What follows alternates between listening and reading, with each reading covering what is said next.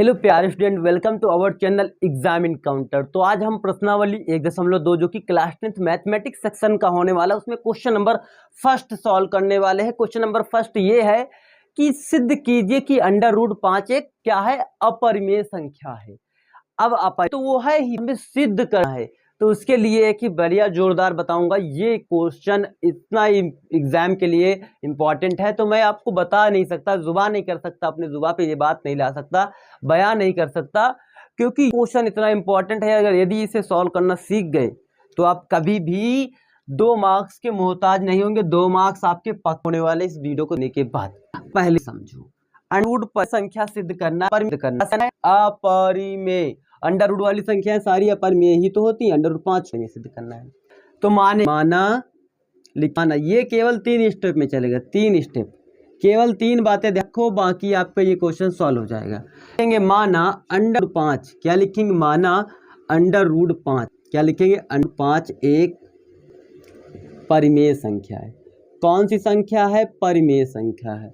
अब देखो, अब तो कह रहे हैं सर जी आप तो मान लिए परिमेय संख्या है, बट ये तो दी गई है, वहां पे कहा जा रहा है क्वेश्चन में अपरिमेय। तो हाँ भाई, हमने गलत माना है। हमने क्या किया, गलत माना है कि माना अंडर रूट 5 एक परिमेय संख्या, जबकि वो सिद्ध करने के लिए क्या कह रहा है, अपरिमेय। तो समझेंगे, थोड़ा और समझ में आएगा कुछ देर के बाद आपको। माना अंडर रूट 5 एक परिमेय संख्या है जो कि कथन के विपरीत है, जो कि कथन के विपरीत है। हमें उल्टा मान लेना है, विपरीत है। क्या मान लेना है, विपरीत है। ये तो हो गई। अगर कोई भी नंबर आपका परिमेय है तो वो p बटे q के रूप में होगा, a बटे b के रूप में होगा। आपने देखा होगा कि परिमेय संख्या है तो वो क्या होगी, अंडर रूट 5 किसके बराबर होगी। तो ये आपका अगर है तो लिखेंगे, इसलिए अंडर रूट 5 बराबर p अपान q। क्या लिखेंगे, p अपान q। क्यों, क्योंकि अगर कोई नंबर परिमेय है तो वो p बटे q के रूप में होना चाहिए, और वो है, उसे रखा जाएगा, क्योंकि ये माना गया अंडर रूट 5 एक अपरिमेय संख्या, तो इसे p बटे q के रूप में लिखा जाएगा। और एक कंडीशन आपको मालूम होगी कि p और q क्या होने चाहिए, p और q सह अभाज्य। क्या लिखेंगे, सह अभाज्य। ये पॉइंट्स लिखने हैं आपको। अभाज्य गुणनखंड है, गुणनखंड है। और बताना है क्यों बराबर आपका कभी 0 नहीं हो सकता। क्यों, क्योंकि बटे वाला 0 हो जाएगा तो वो नंबर क्या हो जाएगा, अपरिभाषित हो जाएगा, इनफाइनाइट हो जाएगा वो नंबर, उसमें भाग नहीं जाएगा। अब ये करना है आपको, इसका इसमें गुण देना है। क्यों, क्योंकि ये भाग में इधर साइड में आ जाएगी, गुणे में आ जाएगी। 5 क्यों बराबर हो जाएगा p बटे p। अब करना क्या है आपको, इन पक्षों का वर्ग करना। ये आपका कौन सा केस नंबर फर्स्ट था, ये पहला शर्त थी, पहला केस था, पहला स्टेप था। स्टेप नंबर फर्स्ट भी लिख सकते हैं। लिखेंगे दोनों पक्षों का वर्ग करने पर, क्या लिखेंगे, दोनों पक्षों का वर्ग करने पर, वर्ग करने पर। वर्ग कैसे किया जाता है ये जानेंगे। वर्ग मतलब स्क्वायर करना है इनका, तो कर लो जी। वर्ग करने का मतलब स्क्वायर करना है, तो अंडर रूट 5 क्यों का होल स्क्वायर बराबर p का स्क्वायर। ऐसे ही होगा, 5 का स्क्वायर करेंगे, रूट 5 का स्क्वायर, तो रूट से ये स्क्वायर कट जाएगा तो ये आ जाएगा 5, और क्यों तो आपका लिखा हुआ है क्यों स्क्वायर बराबर p स्क्वायर। कोई दिक्कत है आपको, नहीं है। यहाँ पे आपको एक पॉइंट नोट डाउन करना है कि चूंकि 5 क्यों से नहीं, सॉरी, p स्क्वायर से भाज्य है। लिखना क्या है, 5 जो है p स्क्वायर से भाज्य है, तो लिखेंगे इसलिए 5 जो है p से भी भाज्य होगा, से भाज्य है, से भी भाज्य होगा। ये कंडीशन कैसे लिखेगा ये समझाने वाला हूं आपको।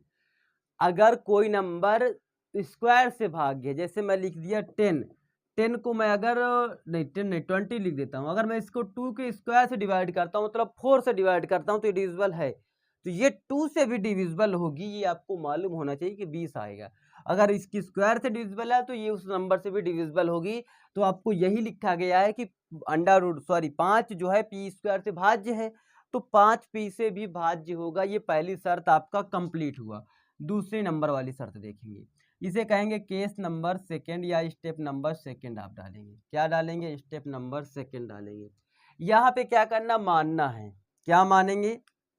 माना 5m, क्या लिखेंगे? √5b बराबर 5m।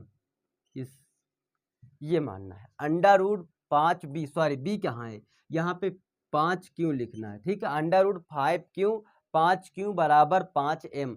और बताना है जहाँ m क्या है, जहाँ m पूर्णांक है। क्या है? पूर्णांक है, ठीक है, पूर्णांक है।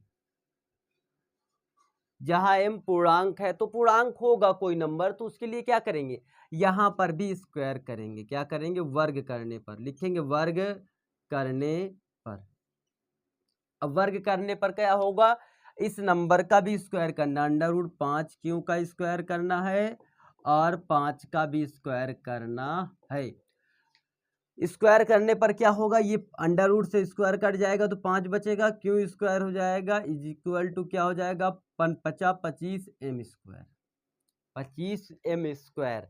ये 5 से 25 को काटेंगे तो 5 आ जाएगा, तो क्यों स्क्वायर बराबर हो जाएगा 5m स्क्वायर। यहाँ तक बात समझ में आई? क्यों बराबर 5m स्क्वायर, इसे भी ब्रैकेट में कर देंगे। क्यों बराबर 5m स्क्वायर, तो लिखेंगे चूंकि 5 क्यू स्क्वायर से भाज्य है। अभी तक पी से भाज्य थी, अब क्यू स्क्वायर से भाज्य है। तो या इसलिए 5 से भी, 5 जो आपका है ना, क्यों से भी भाज्य होगी, भाज्य है या होगी। देखिए अगर 5 स्क्वायर जो 5 है क्यों स्क्वायर से भाज्य है तो वो क्यों से भी भाज्य होगा। अभी मैं एक कंडीशन देके बताया हुआ हूँ। इसके बाद ये आपका क्वेश्चन सॉल्व हो गया। थोड़ा सा एक चीज ऐड ऑन करना, वो ये चीज है कि आपको लिखना है थर्ड स्टेप में, इसे कहेंगे स्टेप नंबर थर्ड या केस नंबर थर्ड। पहला ये था कि हमें इसे उल्टा मान लिया, दूसरे नंबर पे ये क्या कर दिया कि इसे हम स्क्वायर कर दिए, तीसरे नंबर पे हम क्या किए, इसे हम मान लिए √5 क्यू बराबर m स्क्वायर, जहाँ m पूर्णांक है, फिर वर्ग किया, ऐसे लिख दिया 5 क्यू सी स्क्वायर से भाज्य है। इसके बाद आपको सिद्ध हो गया, लिखेंगे अतः सिद्ध है। क्या लिखेंगे? अतः सिद्ध है, सिद्ध है कि √5 एक परिमेय संख्या है। क्या है? परिमेय संख्या है। ये तो गलत बात हो गई यार। आप लोग सोच रहे हैं कि हमें तो अपरिमेय सिद्ध करना, तो सर ने तो परिमेय सिद्ध करवा दिया। ये बात नहीं है, परिमेय सिद्ध करवा दिया है। अब इसके बाद आपको कहेंगे इससे तथ्य का, इससे कहेंगे इससे तथ्य का विरोधाभास होता है, विरोधाभास होता है। अब ये क्या होता है विरोधाभास? विरोधाभास ये होता है कि जो कहा गया है वही हुआ है। हमने इसे परिमेय माना तो परिमेय सिद्ध भी कर दिया है, अगर हम इसे अपरिमेय मानते तो अपरिमेय भी सिद्ध कर देते। तो हम लिखेंगे अतः, अब बताएंगे चूंकि बताना है, क्या बताना है, चूंकि हमने क्या किया थी, गलत कल्पना की थी। क्या किया था? गलत कल्पना की थी। हमने जो माना था ना, इमेजिन किया था, ये आप परिमेय संख्या मान लिया था ये, इसीलिए गलत कल्पना की थी। तो सिद्ध है कि √5 एक अपरिमेय संख्या है, अपरिमेय संख्या है। कैसे हुआ, थोड़ा सा एक बार और रिवीजन करेंगे।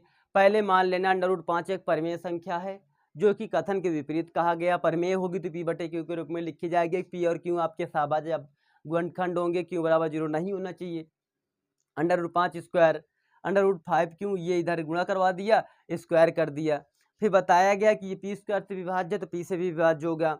फिर बताया गया केस नंबर सेकंड में 5m क्यों बराबर 5m, जहाँ m पूर्णांक है और वर्क कर दिया गया, फिर बताया गया वैसे ही। अब ये दोनों से हमें सिद्ध हो गया कि ये परिमेय संख्या, क्या सिद्ध हो गया? परिमेय, जबकि उल्टा हो गया था, इससे तथ्य का विरोधाभास हो गया और हमने गलत कल्पना की थी, इसीलिए ऐसा हो गया। तो ये तरीका था आपको सॉल्व करने का या सिद्ध करने का। ऐसे क्वेश्चन में से आपको ये √5 का ना देकर √2 दे दिया जाएगा, तो यहाँ पे भी 2 रखेंगे, यहाँ पे ये 2 का वर्ग करेंगे, 4 आएगा, जो भी है आपका। यहाँ पे √2 के भी सवाल बनेंगे आपको, √3 के भी, √7 के भी। तो इन सवालों के लिए भी तैयार रहना है। अगर वैल्यू बदल दी जाए तो आप सवाल को आसानी से कर पाएँ। और अगर चाहते हैं कि आप मैं इससे स्पेशल वीडियो बनाऊं जिसमें मैं बताऊं कि अगर 5, 2, 3, 7 सारे √ को सिद्ध करने के लिए कह दिया जाए तब कैसे करेंगे। तो चलिए मिलते हैं नेक्स्ट वीडियो में, उसके लिए भी वीडियो बना दूंगा एक स्पेशल। और इसके अगला क्वेश्चन जो आपकी क्वेश्चन नंबर 2 होने वाला है, क्वेश्चन नंबर 3 देखना चाहते हैं तो आप